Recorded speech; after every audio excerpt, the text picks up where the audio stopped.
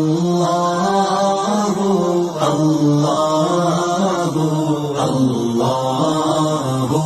اللہ۔ Number 107 کے اندر اللہ تبارک و تعالیٰ فرماتا ہے علم تعلم، کیا تمہیں خبر نہیں ہے، ان اللہ بے شک اللہ لہو اسی کے لیے ملک السماوات والارض زمین اور آسمان کی بادشاہی، کیا تجھے خبر نہیں ہے کہ زمینوں اور آسمان کی جو بادشاہی ہے وہ صرف اور صرف اللہ کے لیے ہے۔ وما لکم من دون اللہ من ولی، ما لکم نہیں ہے تمہارے لیے من دون اللہ اللہ کے سوا من ولی کوئی حمایتی ولا نصیر اور مددگار، اور تمہارے لیے اللہ کے سوا نہ ہی کوئی حمایتی ہے نہ ہی کوئی مددگار ہے۔ اب اس میں شروع میں ہے کہ اللہ کے لیے بادشاہی، اب یہ ہر بندے کو پتہ ہے کہ تو مسلمان ہے کہ اللہ تعالیٰ کو اختیار ہے کہ اپنے ملک میں جو چاہے اپنی بادشاہی کے اندر جو چاہے قانون جاری کرتا چلتا ہے، نہ تبدیل ہوتی رہتی ہے، دن آتا ہے رات آتی ہے، سردی آتی ہے گرمی آتی ہے، سارے جان میں ہر دن تبدیلی ہوتی رہتی ہے، تو شرعی قانون میں بھی تبدیلی اللہ تبارک و تعالیٰ کر سکتا ہے۔ تو اس کے آگے من دون اللہ کے سوا کوئی حمایتی اور مددگار نہیں ہے، اللہ کے مقابلے میں کوئی کسی کی مدد نہیں کر سکتا۔ ہاں اللہ تعالیٰ کی مدد سے، اللہ تعالیٰ کی اجازت سے، اللہ تعالیٰ کے اختیار سے مدد ہو سکتی ہے۔ اس کی کافی سارے مثالیں موجود ہیں۔ حضرت عیسیٰ علیہ السلام بیماروں کو، کوڑیوں کو، نابینوں کو مدد کرتے تھے، فرشتوں نے مدد کی غزوہ بدر اور غزوہ حنین کے اندر، حضرت سلیمان علیہ السلام کی مدد کی، اس کے وزیر نے تخت بلقیس لا کر، اس طرح حضور علیہ السلام نے کھانے میں پینے میں اور بعض کی پریشانی میں صحابہ کرام کی مدد کی۔ اس طرح اللہ تعالیٰ کے جو نیک لوگ ہیں وہ مدد کرتے ہیں۔ اس طرح قیامت کے دن بھی، مرنے کے بعد بھی اللہ تعالیٰ کی اجازت سے کچھ لوگ سفارش کریں گے، جیسے کہ آیت الکرسی کے اندر اللہ تبارک و تعالیٰ فرماتا ہے من ذا الذی یشفع عنده، کون ہے جو اس کے ہاں سفارش کرے، کون ہے جو اس کے ہاں شفاعت کرے، الا باذنہ، مگر اس کی اجازت کے ساتھ، یعنی جن کو اللہ تبارک و تعالیٰ اجازت دے گا وہ اللہ تبارک و تعالیٰ کی بارگاہ کے اندر شفاعت کریں گے، سفارش کریں گے۔ اس طرح سورۃ البقرہ اور آل عمران کے بارے میں بھی آتا ہے کہ سورۃ البقرہ اور آل عمران ان دو صورتوں اور روشن صورتوں کو پڑھا کرو، یہ اپنے قیامت والے دن پڑھنے والے کی سفارش کریں گے یہ دونوں۔ اور ایک روایت کے اندر یہ بھی آتا ہے کہ یہ ایسے آئیں گی انسان کے اوپر بادلوں کی طرح سایہ کیا ہوگا، اور یہ الفاظ ملتے ہیں جس طرح پرندوں کی دو صف بستہ جماعتیں، تو یہ اپنے پڑھنے والوں کی سفارش کرے گی، یعنی وہ صرف سفارش کر سکیں گے جن کو اللہ تبارک و تعالیٰ کی طرف سے اجازت ہوگی۔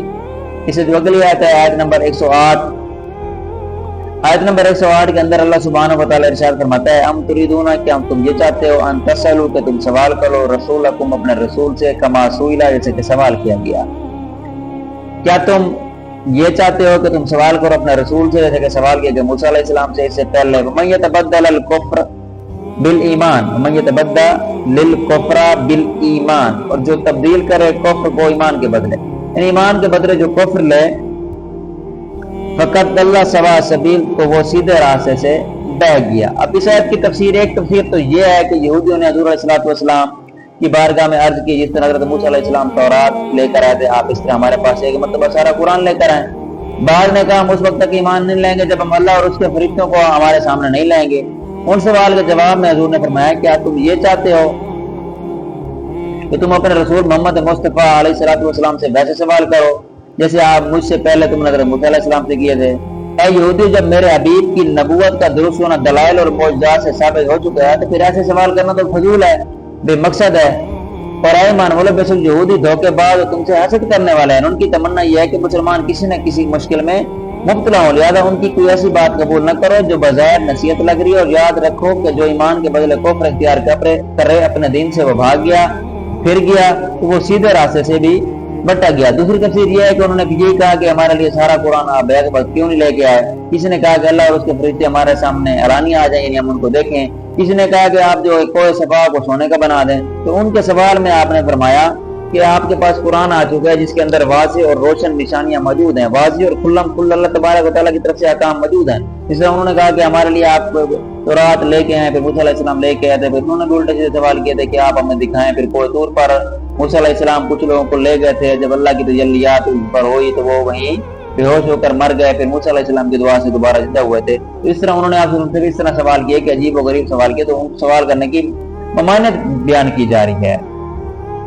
اب اس کے اندر ایک یہ بھی ہے کہ صحیح مقصد کے بغیر سوال کرنا منع ہے۔ اس طرح آج کل بھی لوگ عوام الناس میں مشہور ہے کہ ان کے سامنے اگر کوئی عالم صاحب آ جاتے ہیں، کوئی مفتی صاحب آ جاتے ہیں تو ان سے فضول سوال کرنے لگ جاتے ہیں جن کا کسی قسم کا کوئی لینا دینا بھی نہیں ہوتا۔ اور یہ من پسند سوال کرنے کا جو طریقہ ہے یہ یہودیوں کا طریقہ ہے کہ خواہ مخواہ بال کی کھال اتارنا اور اپنے من پسند حکم کا مطالبہ کرنا یہودیوں کا طریقہ ہے۔ ہمارے سوسائٹی میں بھی، ہمارے آج کل ماحول کے اندر بھی ایسے لوگ موجود ہیں جو الٹے سیدھے سوال کرتے ہیں اور الٹی سیدھی تعویلیں شروع کر دیتے ہیں. تو اللہ تعالیٰ